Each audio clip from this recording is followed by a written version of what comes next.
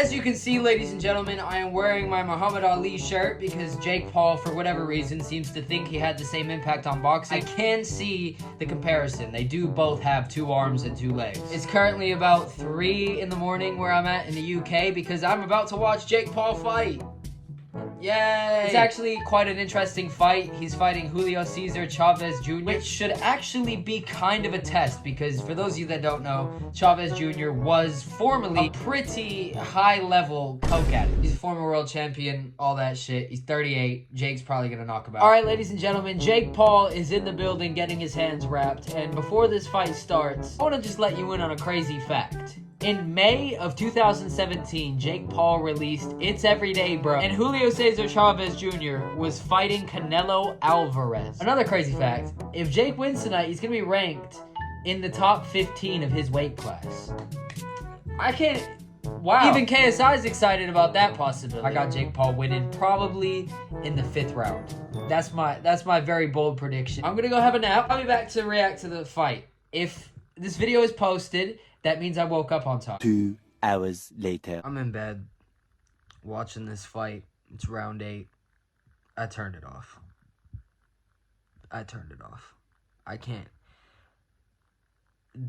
I've seen a lot of boxing matches in my life at a lot of different levels. That's one of the nice things about being on Misfits. You get to see a bit of everything. And I've been to a lot of amateur shows in my life as well and some professionals as well.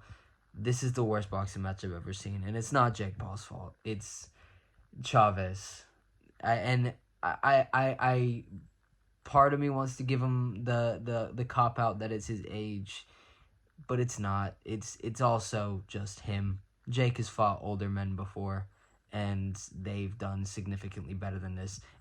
Honestly, Mike did better than this, and that's saying something. He was fucking almost 60, and he almost died right before the fight. First 4 rounds, the stats for Chavez were 1 punch landed, maybe, and 3 complaints to the referee, and that's just fucking insane. Hey, hold on, I just watched the last round of the fight. I literally finished bitching for the rest of... I had a whole nother clip, I was bitching, and then I tune into the fight, and I hear Todd Grisham saying, can he complete the comeback? I'm like, okay, what?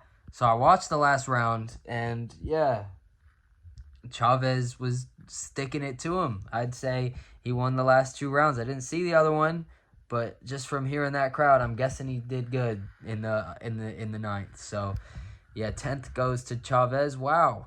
I guess the game plan was to gas Jake out. Too little, too late. I mean, it was entertaining. It was good. Good moment for him.